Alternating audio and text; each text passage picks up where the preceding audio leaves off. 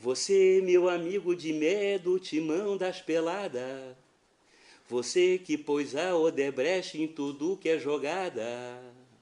Agora que eu já assinei delação premiada, confesso que tu recebeu comissão propinada. Você com as suas palestras e eu como empreiteiro. Você que não larga a garrafa de velho barreiro.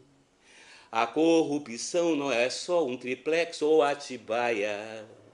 Amigo, você é meu sócio de maracutaia.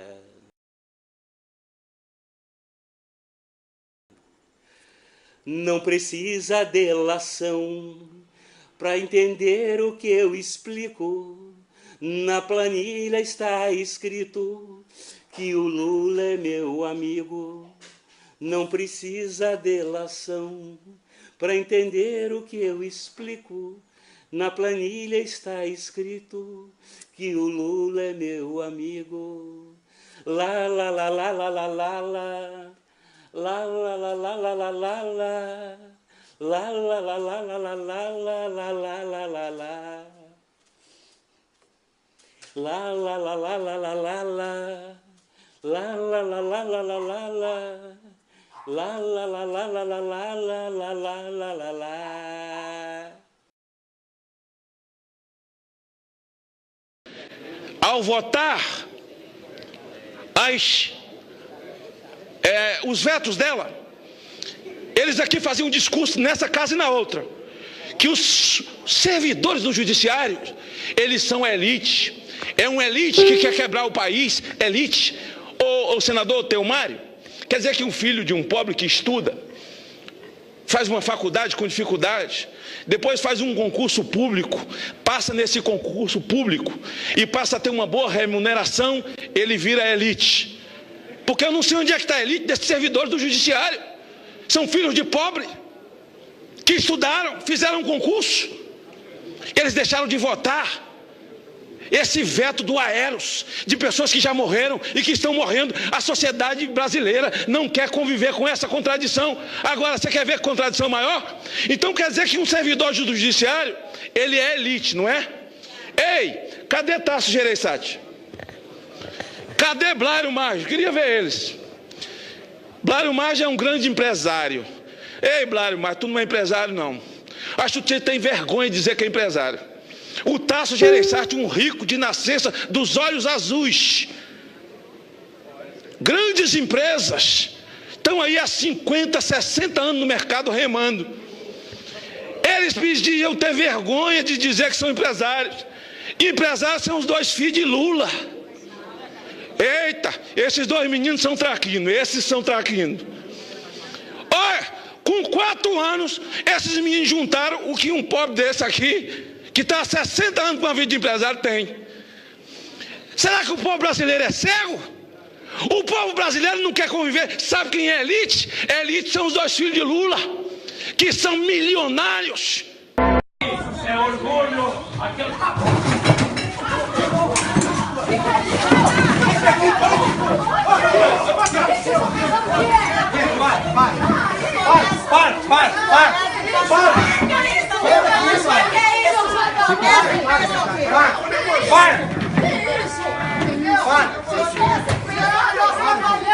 é orgulho, aqui é orgulho, sangue nas veias, orgulho de dinheiro vazio, orgulho, cara.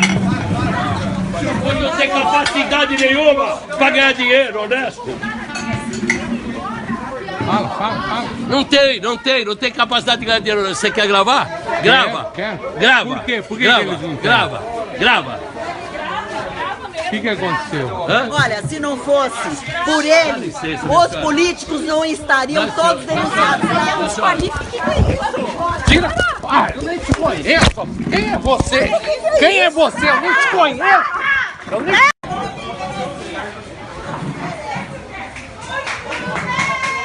Muito bem, bravo! Pilantra, picareta! Tornozeleira,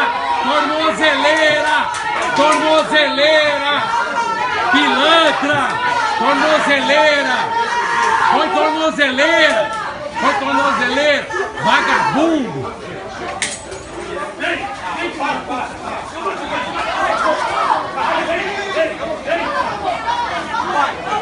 Não, fica frio.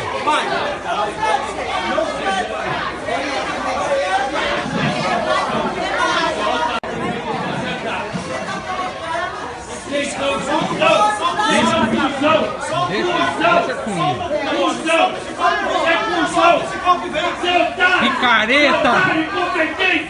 Picareta! Chupim! Chupim! Filha da puta! Safado! São safados mesmo. Só mesmo!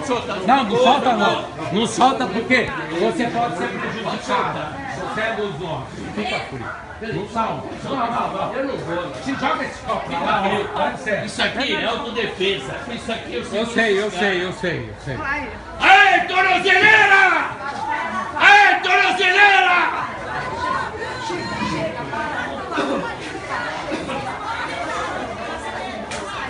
Aí, filma mesmo. Aí, seus picaretas, bando de vagabundo! Vai embora, seus filhos da puta! Ladrão! Vagabundo! Quadrilha! Atenção! Silêncio no tribunal. O réu vai falar. Esclareça, por favor. Não é nada meu. Não é nada meu. Excelência, eu não tenho nada. Isso é tudo de amigos meus. E não é nada meu. Não é nada meu. Não é nada meu. Certo disso. Excelência, eu não tenho nada. Isso é tudo de amigos meus.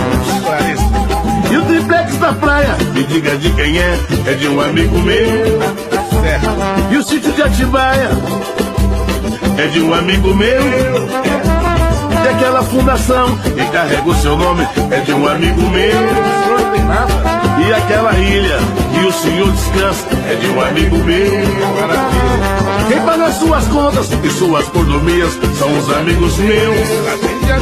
E aquele jatinho que o senhor usa é de um amigo meu. E aquele filho bilionário, excelência também não é meu. Não é nada meu. Não é nada meu. Excelência, eu não tenho nada. Isso é tudo de amigos meus. Como é que é? Não é nada meu. Eu, senhor. Não é nada meu. Excelência, eu não tenho nada.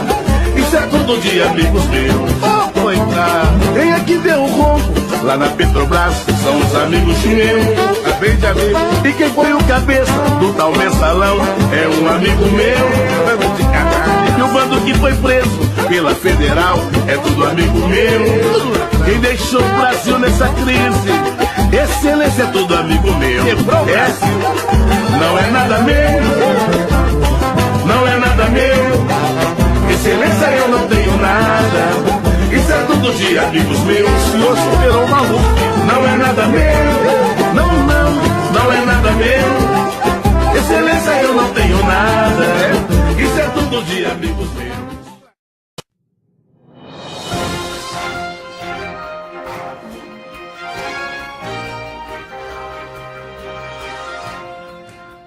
Lula da Silva rechazó los cargos en su contra y dijo que hay un intento de destruir el partido que él construyó. Fiscales brasileños presentaron cargos contra Lula da Silva y su esposa por corrupción y lavado de dinero. El juez federal Sergio Mora analizará las acusaciones para decidir si abrirá un juicio. Lula da Silva y su esposa son acusados de corrupción pasiva, fraude documental y lavado de capitales. Igualmente, fueron presentados cargos contra 6 personas, entre ellas Leo Pinheiro, expresidente de la constructora OAS, S.A. y Paulo Gordilho, un ingeniero de la constructora. De acuerdo con la acusación, la OAS gastó 1 millones de reales, $333.000, en las reformas de un apartamento en Guarujá, municipio del estado de Sao Paulo, en Brasil. La vivienda estaba destinada para el uso de la familia de Lula da Silva, pese a que su nombre no aparece en los papeles de propiedad. Nós já peticionamos nos autos E apenas para renovar Vossa Excelência, que é a orientação que demos a nosso assistido, de que não responda nenhuma questão que seja relacionada ao mérito da acusação, porque na ótica da defesa isso implicaria antecipação do interrogatório, quando a lei faculta a ele que seja ouvido somente depois de produzida todas as provas, ao final da instrução. Então, por orientação da defesa, me parece que essa também é a recomendação do CNJ com relação às audiências de custódia. A orientação é para que ele não responda nada que diga respeito ao mérito da imputação que é feita contra ele nesse momento. Com todo respeito a esse juízo, não é nenhum desacatamento, é apenas uma opção técnica da defesa de reservar para que esses fatos sejam mencionados por ocasião do interrogatório. Então, nesse processo aqui, 501-23-3104, presente aqui o acusado Mário Frederico Mendonça Góes, a pedido da defesa, foi solicitada uma audiência com o juízo, pelo que o juiz entende, em decorrência da questão da prisão preventiva que foi decretada contra o senhor. Como eu adiantei agora informalmente, a posição do juiz é que essa audiência de custódia é para prisão em flagrante, não é exatamente o seu caso de prisão preventiva, mas o juiz está aqui disposto a lhe ouvi-lo, o que o senhor tiver a dizer. De todo modo, como o senhor é acusado também no processo, eu vou lhe esclarecer que, como acusado, o senhor tem o direito de permanecer em silêncio. Se o senhor fizer uso desse direito, isso não lhe traz nenhum prejuízo, certo? Também é a oportunidade que o senhor tem de esclarecer algumas questões, tá? De todo modo, como foi colocado pelo seu defensor, o senhor fica à vontade para respondê-lo ou não, o senhor tem o direito ao silêncio, certo? O que exatamente que a defesa queria trazer como ponto relevante? O que a defesa traz, Excelência, e tem sido essa a argumentação da defesa, a defesa não pretende, nessa audiência, pedir a revogação da prisão preventiva a Vossa Excelência.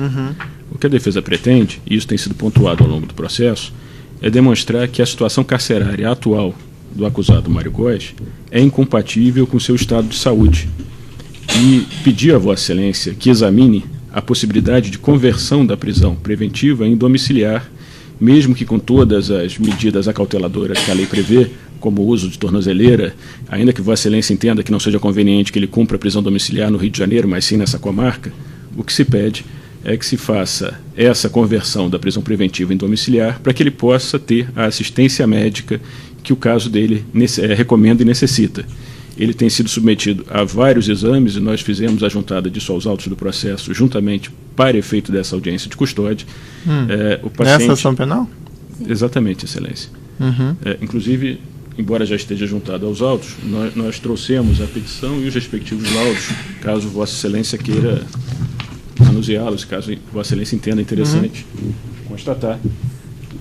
O paciente sofre de uma série de condições clínicas que têm se agravado em razão da sua manutenção no cárcere.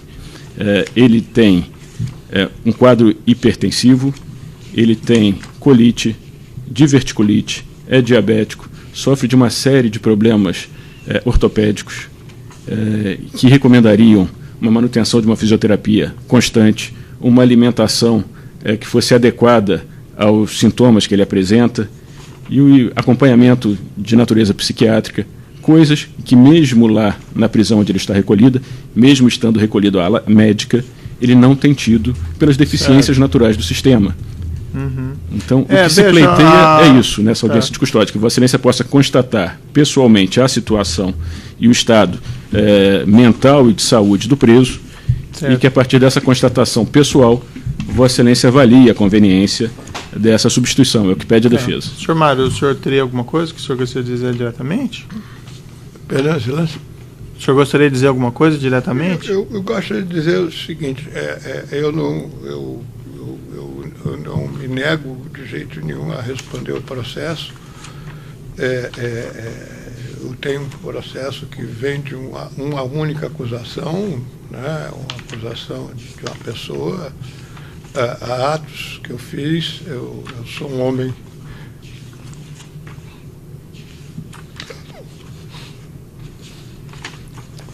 O senhor pode tomar uma água, se acalmar, se quiser, mas...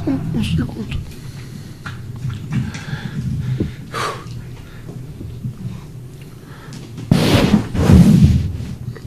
Um segundo, por favor. Claro. O senhor também prefere que o seu advogado só fale? Não, eu falo, porque eu trabalho há mais de 50 anos. Minha companhia tem mais de 28 anos. Eu tenho um trabalho sério realizado durante muitos anos.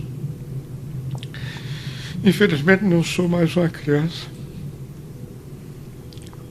Entendo que tem acusações que eu terei que me defender e eu tenho certeza que no decorrer do processo tudo isso será esclarecido.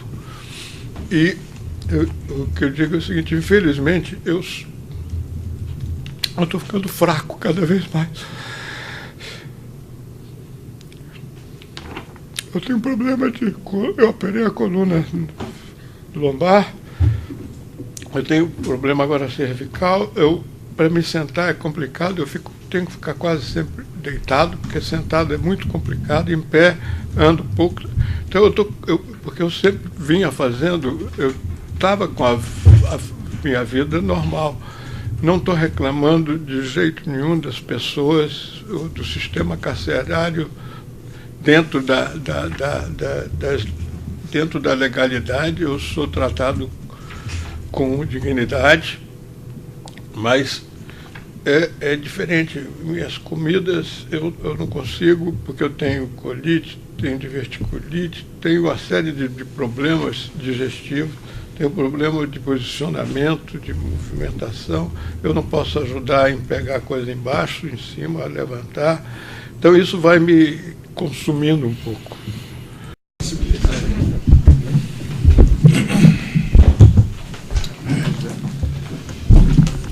Esta ação penal 503-65-1876, depoimento do senhor Fernando Antônio Falcão Soares. Excelência, pela ordem. Pedido do meu cliente, eu gostaria de pedir a Vossa Excelência que a audiência seja feita somente em áudio e não em vídeo, tendo em vista os ditames constitucionais de proteção da imagem do detido.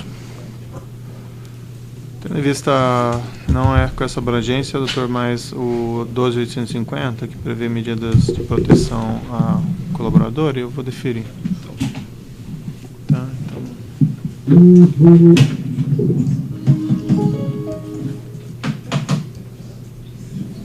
É melhor interromper? Deu? Então tá bom. Também não tem problema. Então, continuando aqui, 503-65-18, depoimento do senhor Fernando Antônio Falcão Soares. Senhor Fernando, o senhor está sendo acusado de um crime pelo Ministério Público Federal nesse processo. Nessa condição, em princípio, o senhor tem o direito ao silêncio, o senhor não é obrigado a responder nenhuma questão. Se o senhor fizer o exercício desse direito, isso não lhe traz nenhum prejuízo. Mas é sabido que o senhor fez um acordo de colaboração com o Procurador-Geral da República e que foi homologado pelo Supremo Tribunal Federal. Verdade. Nesse acordo, o senhor renunciou ao direito ao silêncio e se comprometeu a dizer apenas a verdade perante a Justiça. Uhum. É isso mesmo, senhor Fernando? Exatamente. O senhor pretende manter esse acordo? Sim. Esse aqui é o uniforme que a gente quer sugerir pra Dilma, pro Lula, pra toda a corja do PT. É uma brincadeira um pouco séria e eu espero que vocês se divirtam. Olha ele!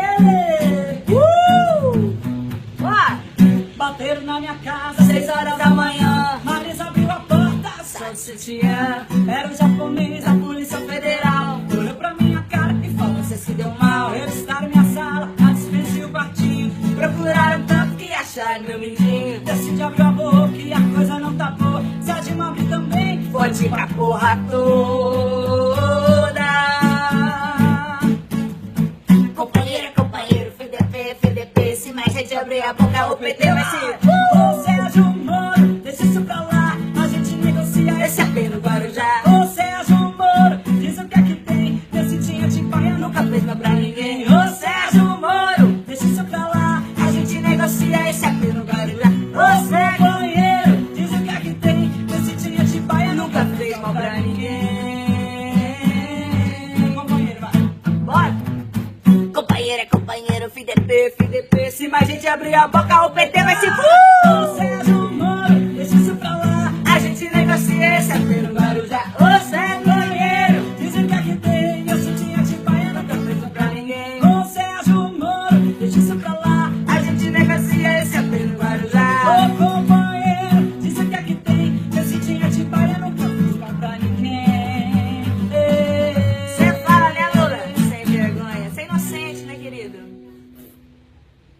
você. Deu ruim pra você, Lula. Deu ruim.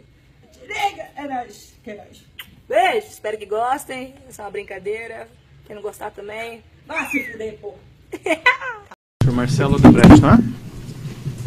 Senhor Marcelo, audiência gravada. Eu vou pedir só para o senhor responder ao microfone na sua frente, certo? Certo.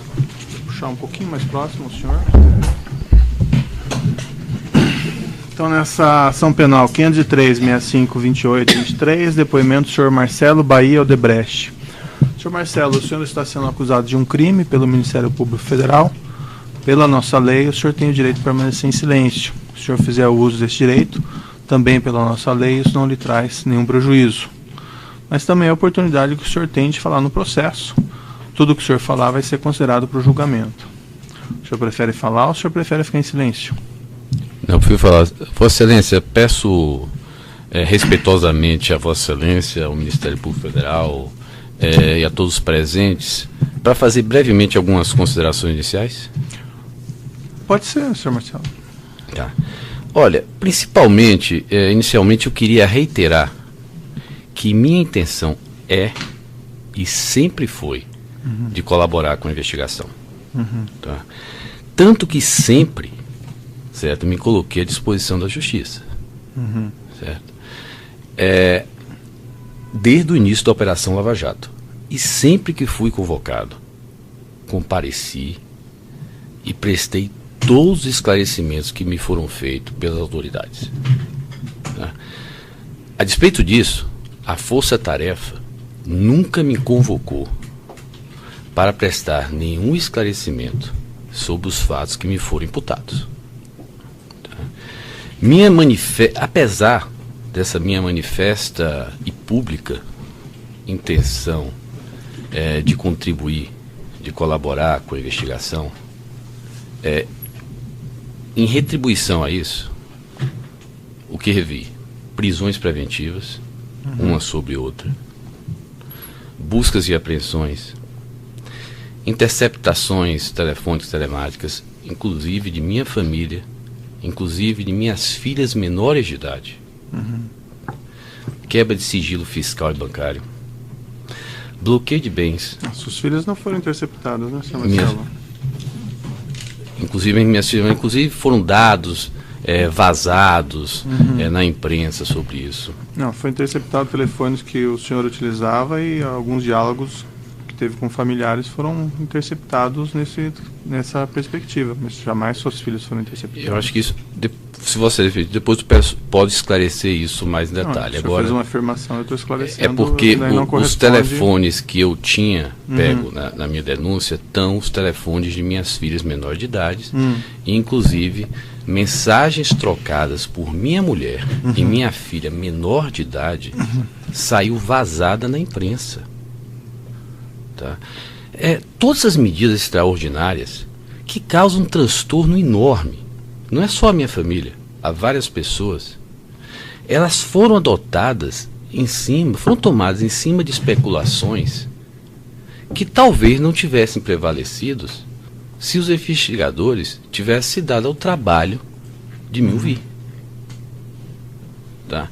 Olha, mesmo após a extensa devassa que foi feita na minha residência, nas empresas Odebrecht, absolutamente nada ficou provado contra mim. Lula é o amigo da Odebrecht. Olá, pessoal. Nos jornais de hoje está claro que da planilha da Odebrecht, o termo amigo se referia ao nosso querido ex-presidente Lula. Por isso, em homenagem a essa grande amizade, eu resolvi compor uma música junto com Emílio Odebrecht, em homenagem àquele que é o amigo, irmão, camarada. Cantem comigo. Você, meu amigo de medo, timão das peladas, você que pôs a Odebrecht em tudo que é jogada, agora que eu já assinei delação premiada, confesso que tu recebeu comissão propinada. Você com as suas palestras e eu como empreiteiro, você que não larga a garrafa de velho barreiro, a corrupção não é só um triplex ou Atibaia, amigo, você é meu sócio de maracutaia. Não precisa delação para entender o que eu explico. Na planilha está escrito que o Lula é meu amigo. Não precisa delação para entender o que eu explico.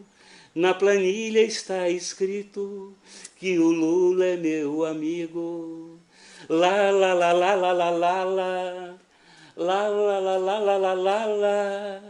Lá, lá, lá, lá, lá, lá, lá, lá, lá, lá, lá, lá. Lá, lá, lá, lá, lá, lá, lá, lá. Lá, lá, lá, lá, lá, lá, lá, lá. Lá, lá, lá, lá, lá, lá, lá, lá, lá, lá, lá, lá. Então, nesse processo 508, 38, 38, 59, vamos começar a audiência. A defesa do senhor Fernando Soares pediu para levantar a questão de ordem e que fosse gravada. O juízo não vê problemas que isso seja feito. Não obstante, como existe um custo de gravação, eu consigo só os depoimentos das testemunhas que vão ser degravados. Se a defesa quiser degravar por sua conta, daí fica então ao seu encargo, certo? E então peço para o doutor falar no microfone.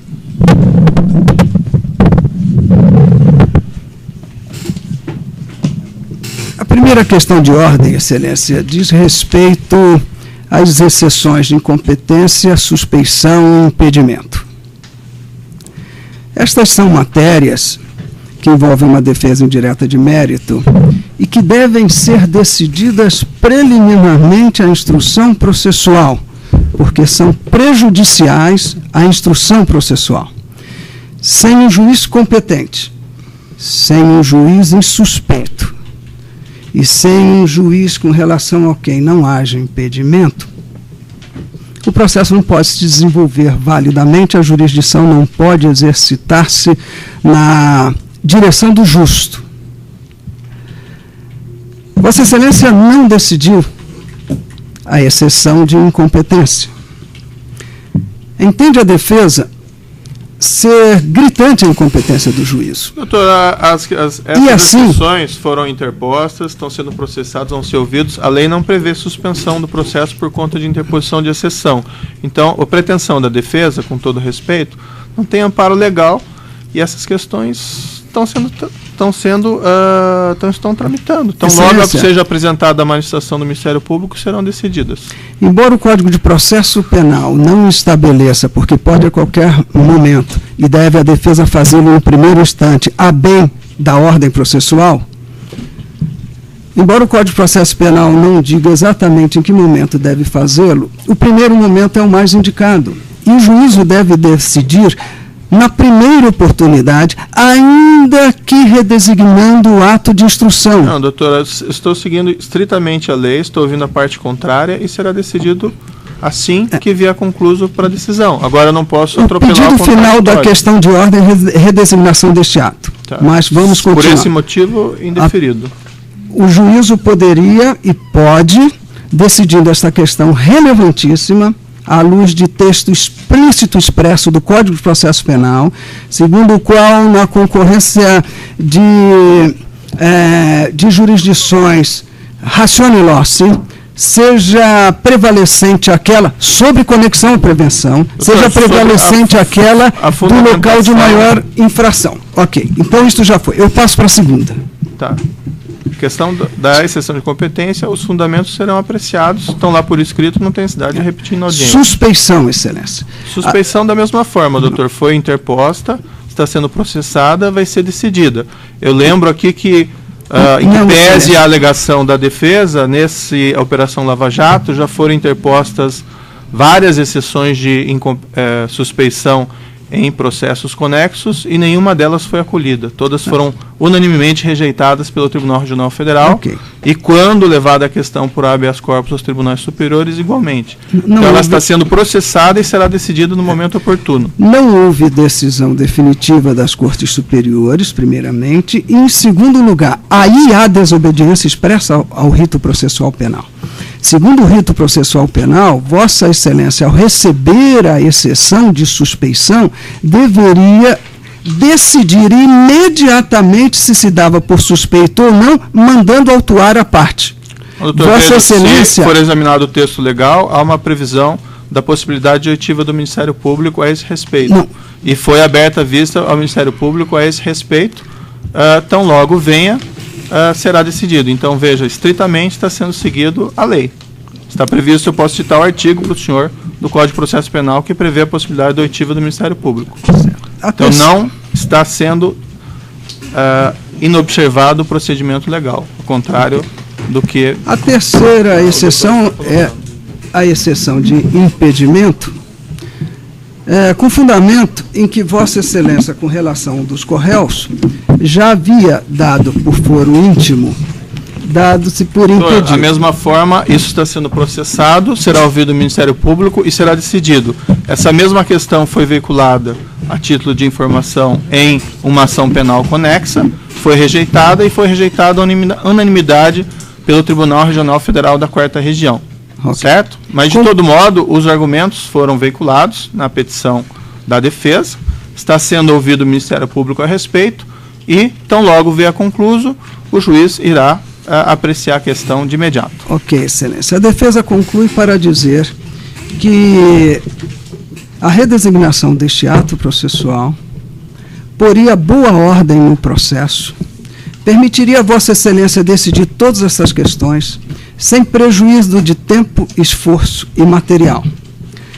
É por isso que a defesa, olhando uma inversão tumultuária no andamento do feito, protocolizou ou está a protocolizar, e por esta petição traz ao conhecimento de Vossa Excelência, correição parcial apresentada ao Tribunal Regional Federal. Abre-se por esta petição, e agora oralmente, a oportunidade a Vossa Excelência, que parece já ter rejeitado, de uma espécie de retratação quanto à realização deste ato processual. A defesa quer deixar esta petição com Vossa Excelência para deliberação. Doutor, consciente de que Vossa Excelência verbalmente já adiantou o seu posicionamento. Certo. Na verdade, eu apreciei essa questão por escrito na decisão. Essa questão já foi colocada pelas defesas e o juízo consignou sua posição por escrito indeferindo. Em realidade, a Constituição prevê o direito à duração razoável do processo e, havendo acusados presos, existe um dever da própria jurisdição de acelerar o processo para que haja um julgamento em tempo razoável, certo? As defesas tiveram um tempo extremamente significativo para apresentar suas manifestações e não vejo nenhuma inversão tumultuária. Também tive notícia que ontem uma reclamação interposta no Supremo Tribunal Federal foi indeferida, que busca...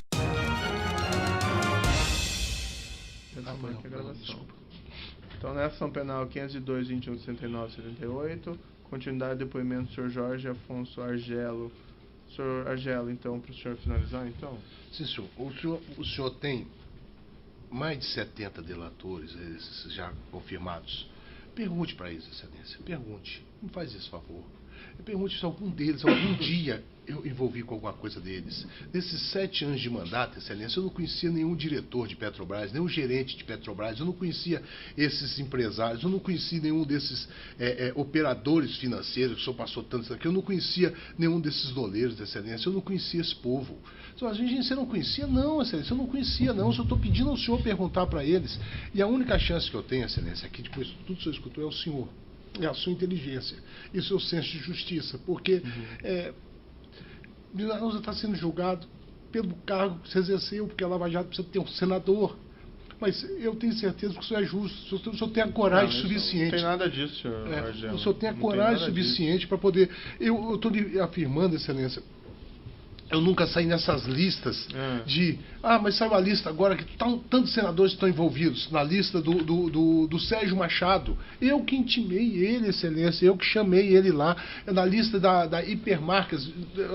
Procura, não está meu nome, procura em lista de JBS, procura em lista de Fábio Kleber, procura nessas listas. Eu não participei de nada disso, não, Excelência. Meu mandato, eu lutei pelas categorias, só vi o depoimento aqui, eu lutei por mais de 300 categorias de servidores públicos, viviam lá comigo. comigo, Excelência. Agora, vai me ter parte da minha vida devolvida. Tá bom, senhor Argelo, o senhor vai ser julgado segundo as provas desse processo? Sim, senhor. Certo? Sim, senhor. Não precisa ter essa preocupação de que alguém se procura um senador para condenar, porque não existe isso. Sim, senhor, eu tenho E a certeza. posição do juiz está aberta até o momento do julgamento, certo? Sim, senhor. Então pode interromper.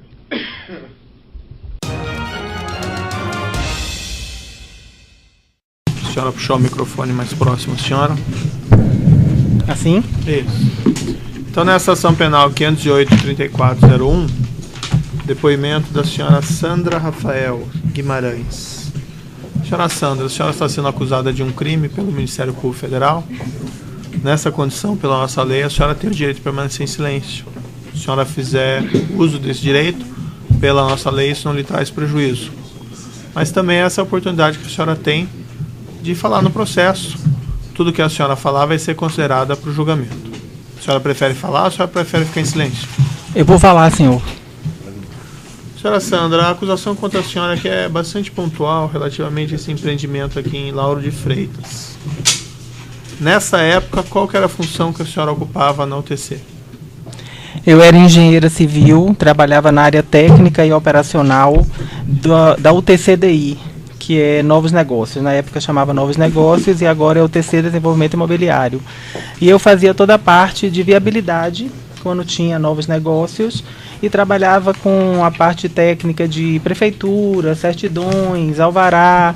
E quando o negócio se concretizava, eu acompanhava o fluxo de pagamento dos contratos que viessem a ser firmados por conta desses negócios. Essa era a minha atuação. A senhora era empregada? Funcionária da UTC. O vínculo era empregatício? Vínculo assinada. Empregatício, carteira assinada, sou funcionária. A senhora tinha algum cargo de diretoria ou de chefia? Não, de forma alguma.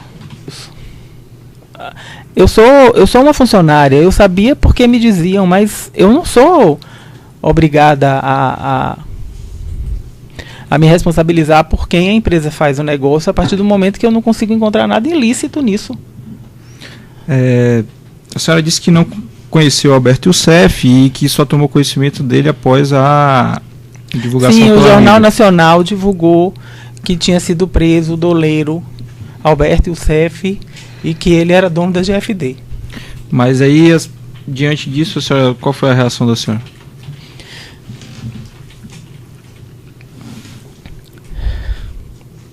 Desculpa.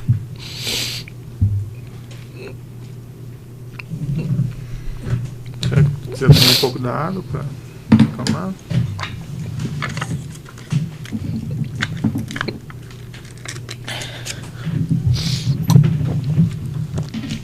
Eu fui perguntar a Dr. João Argolo para saber se era a mesma pessoa e ele inclusive me disse que era sim. Ele sabia que Alberto Youssef era um dos investidores dos fundos da GFD, mas que não podia me dar maiores detalhes porque estava tão surpreso quanto eu com relação ao resto todo, a questão da UTC envolvida nisso, do doleiro estar participando junto com a UTC, mas me tranquilizou muito com relação ao Dual, que naquele momento ali já era um empreendimento lançado ao mercado, já tinha vendas, e eu realmente, naquele momento, eu não vi nada demais, porque no empreendimento Dual, não é que eu não tenha visto nada demais, eu estou falando do empreendimento Dual, eu não vi nada demais, então eu continuei trabalhando normal, e pronto, e continuei.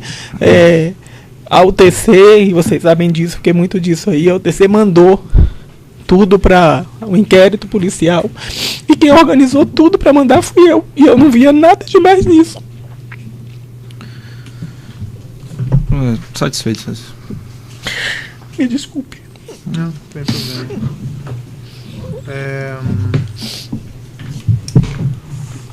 Não, é isso só.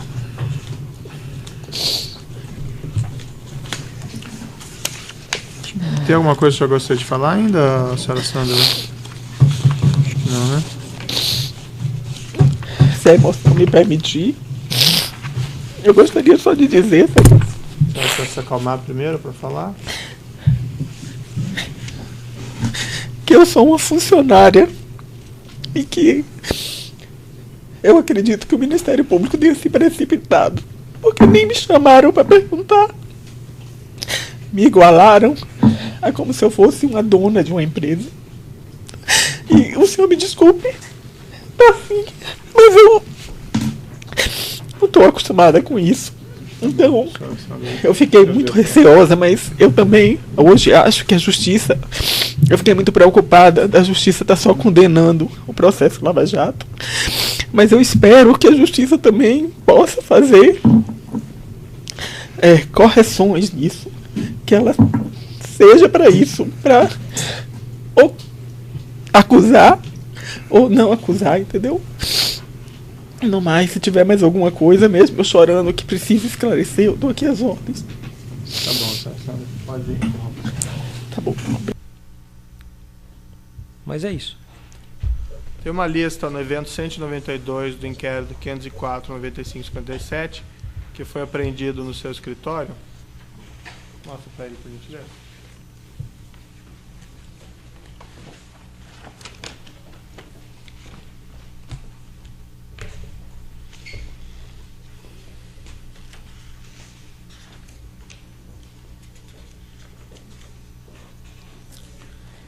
Isso aqui, Excelência, queria esclarecer essa lista. Essa lista aqui foi uma lista repassada para mim pela Sanco,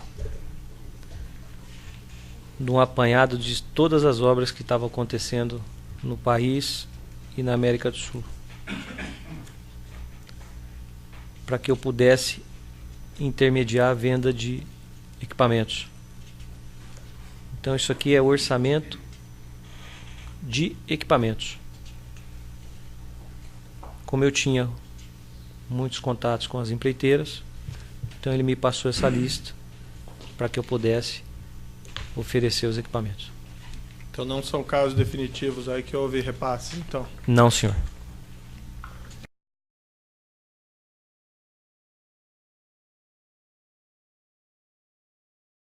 Tem alguma coisa que o senhor gostaria de dizer ainda ao final do seu depoimento?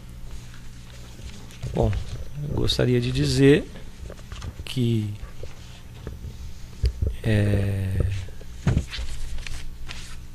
eu errei, infelizmente, operei todos esses contratos referente às propinas da Petrobras. Gostaria de pedir desculpa à minha família,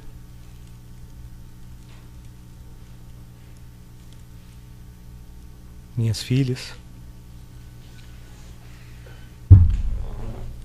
e a todos. Em momento algum tive intenção em prejudicar ou sacanear alguém. Estou aqui dizendo a verdade. Tá bom, nada mais. Muito obrigado. Então, seu depoimento está encerrado. Podemos interromper aqui a gravação.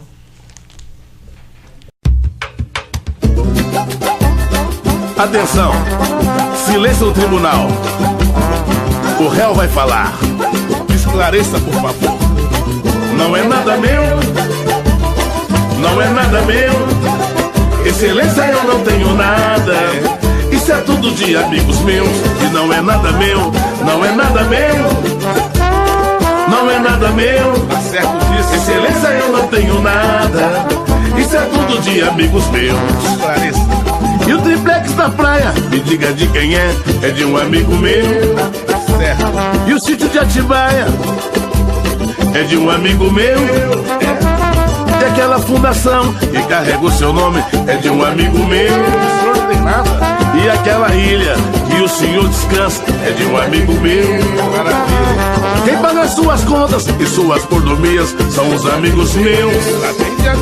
E aquele jatinho que o senhor usa é de um amigo meu. E aquele filho bilionário, excelência também não é meu. Não é nada meu. Não é nada meu. Excelência, eu não tenho nada. Isso é tudo de amigos meus. Como é que é? Não é nada meu. Pelo senhor, não é nada meu. Excelência, eu não tenho nada. Isso é tudo de amigos meus. Oh, coitado, quem é que deu o ronco? Lá na Petrobras são os amigos meus, bem de amigo. E quem foi o cabeça do tal mensalão? É um amigo meu, bando de canalha. E o bando que foi preso pela Federal é tudo amigo meu. Quem deixou o Brasil nessa crise? Excelência é tudo amigo meu. Quebrou o Brasil. Não é nada meu, não é nada meu. Excelência eu não tenho nada. Isso é tudo de amigos meus. O senhor superou o maluco. Não é nada meu, não é nada meu. Excelência eu não tenho nada. Isso é tudo de amigos meus.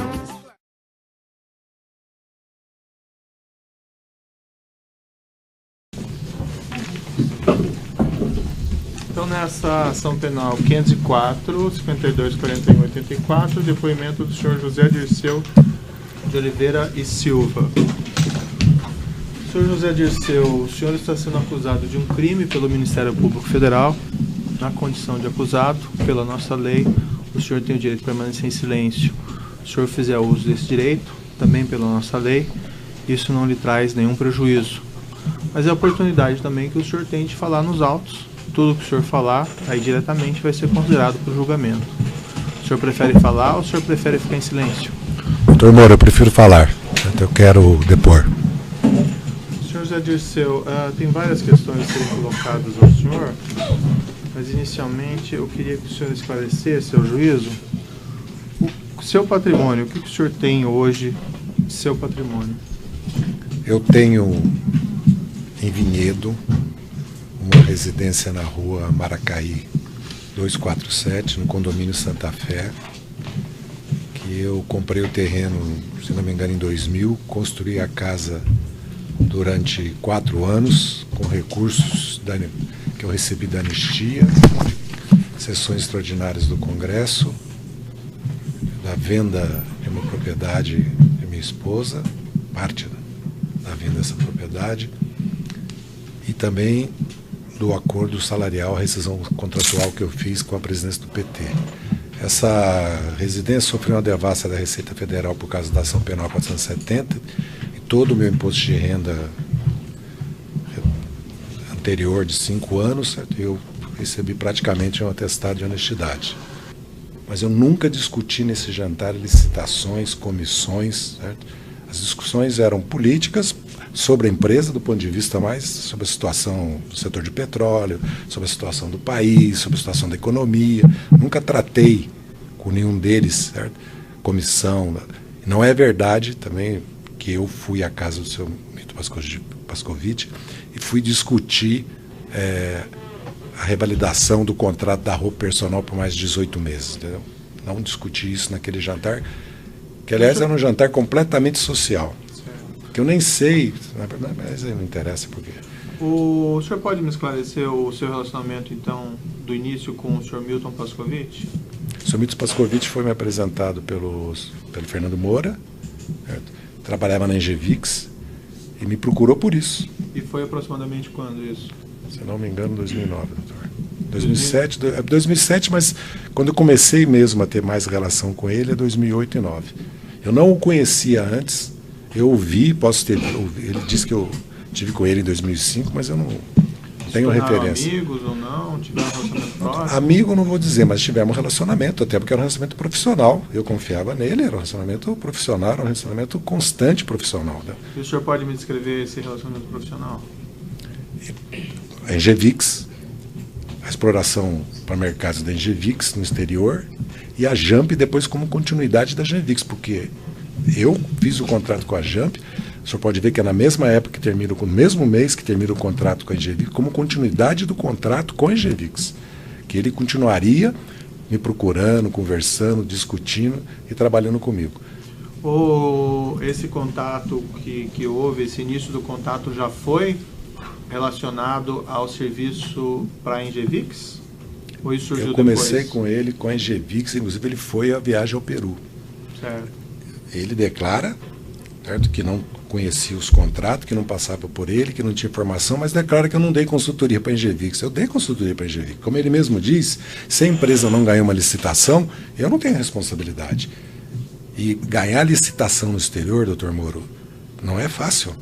Mas o senhor pode me esclarecer as circunstâncias desse contrato com a Engevix? Como é que foi? Ele procurou o senhor ou a Engevix procurou o senhor? A Engevix me procurou. Como foi?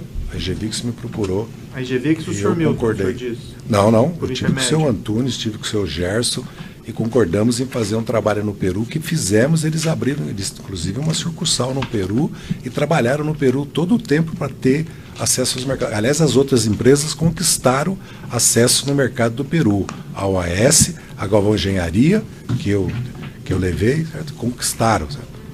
Eu tenho aqui o primeiro contrato que foi feito, são 5 contratos. Contrato em 1/7/2008. JD, consultoria e a Engevix. Preço aqui de R$120 mil no total. Sim. Em parcelas. Sim, senhor, eu conheço o contrato. O que cabia ao senhor fazer nesse contrato? O senhor pode me esclarecer? Eu acabei de informar o senhor, abrir os mercados no Peru, na Colômbia, no Equador, no México, em Cuba, para a Engevix. E o que o senhor fez especificamente em relação a esse contrato? Eu fui ao Peru, estabeleci relações da Engevix no Peru. Primeiro, doutor Moro, eu expus para a Engevix a situação econômica do Peru, a política que nós tínhamos com relação ao Peru, de incentivo de exportação, como é que estava mudando o perfil do Brasil de um país exportador de alimentos, matéria-primas e minério para exportador de serviços, tecnologia e capitais, certo? Que as empresas brasileiras tinham uma oportunidade única nesse momento na América do Sul, certo? E expus para ele a situação desse país, que eu ia constantemente, tinha relações de 30, 40 anos com muitos. O presidente Alan Garcia, quando ele saiu do governo e teve uma série de problemas, né, eu o apoiei, eu o ajudei, junto com o general Omar Torrijos, que era presidente do Panamá, junto com o governo de Cuba, para que ele saísse do Peru e pudesse... Porque, na verdade, era uma perseguição política. Até que ele voltou a ser presidente depois. Como é que foi definido esse preço, R$120 mil? Esse preço é irrisório, vou dizer para o senhor, doutor Moro, sem falsa modéstia. Porque eu não gosto, raramente eu cobrava sucesso fixo, e eu nunca busquei a consultoria, quero aproveitar para declarar isso, porque eu estou sendo alvo de notícias que eu não quero aqui atribuir a ninguém especificamente, né, que eu enriqueci, certo? E que eu tenho um patrimônio, 40 milhões. A minha empresa faturou 40 milhões, 85% são despesas, são custeio. Eu ganhei o que ganha qualquer consultor, 60, 80 e advogado, R$1.000 por mês. E trabalhei. Segundo, que eu recebi 11 milhões de desvios da Petrobras, mas são 5 contratos de 7 milhões e 200 com empresas que eu dei consultoria, UTC, Galvão Engenharia, OAS, Engevix, Camargo Correia, eu dei consultoria. Mas voltando ali, esse 120 mil, como foi definido esse preço? Esse preço foi definido entre eu e eles para iniciar o trabalho que eu tinha começado no Peru com eles. O contrato foi celebrado antes ou depois da viagem? Depois da viagem, se não me engano. Depois da viagem. Depois dessa essa viagem que foi também o senhor Milton, o senhor Gerson? Sim, senhor. Se não me engano, sim.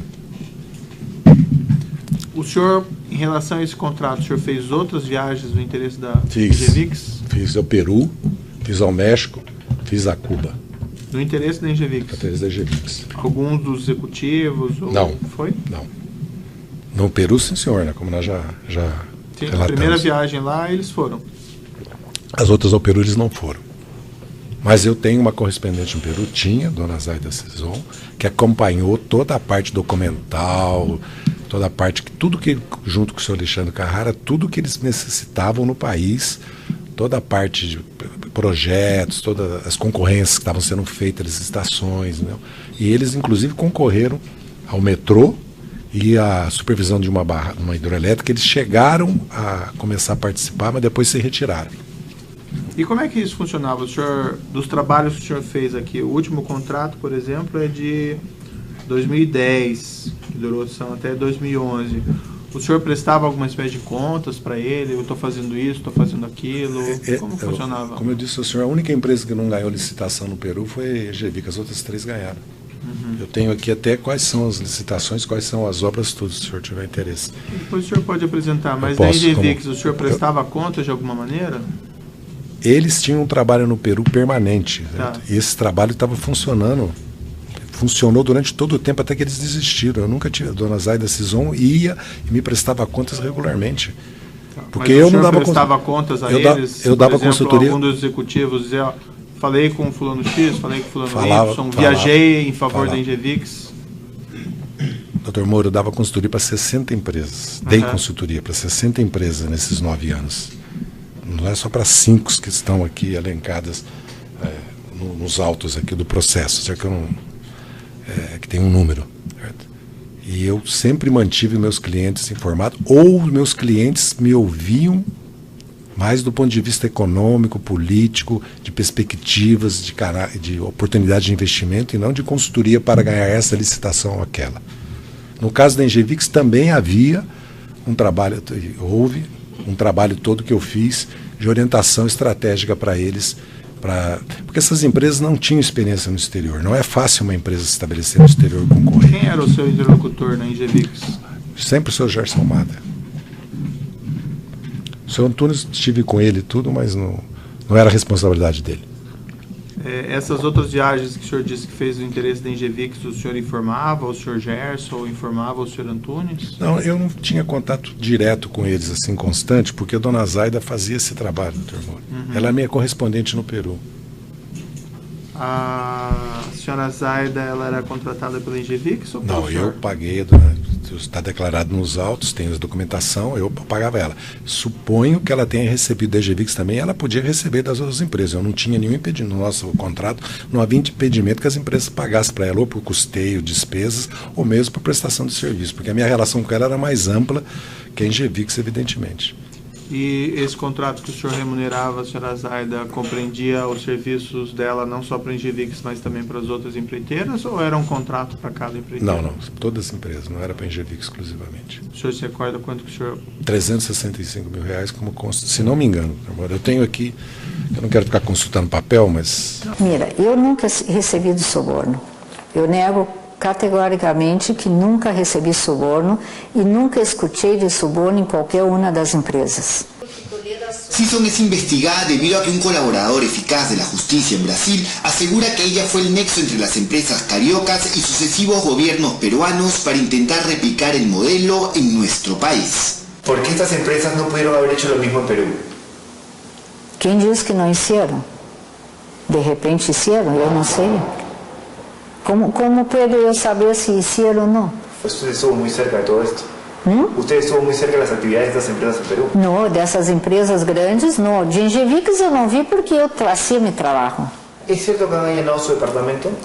Nunca chegou um comunicado ou um policia ou alguém do Ministério Público hasta esse horário em minha casa.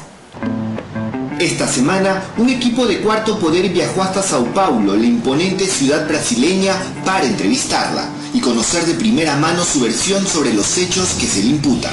Hechos que involucran a 2 gobiernos peruanos y a una serie de personajes y empresas del mundo brasileño, como el brazo derecho del expresidente Luis Inácio Lula da Silva, José Dirceu, hoy caído en desgracia, acusado de ser una de las cabezas de toda esta operación. ¿Hubo alguna otra reunión en Palacio de Gobierno entre Dirceu y García luego de esta reunión del 23 de enero del 2007? Eu creio que houve uma reunião, que não me acuerdo exatamente, mas eu creio que sim, houve uma reunião. Nos dirigimos hacia la zona de Pacaembu, un barrio de clase media de Sao Paulo, al encuentro con Zaida Cison. La entrevista es en la oficina de su abogado. Cison nació en Porto Alegre en 1951. Su relación con nuestro país comenzó de la mano de este señor Rodolfo Beltrán, una connotada figura del partido aprista, muy cercano al expresidente Alan García. En el primer gobierno aprista, Beltrán fue ministro de la presidencia. En el segundo mandato, fue director de Pronamach y vicepresidente de Agrobanco. Eu namorei Rodolfo quando eu tinha 14 anos. Aos 18 anos eu fui a Lima, conheci a família dele, e volvi ao Brasil e nunca mais he visto o Rodolfo.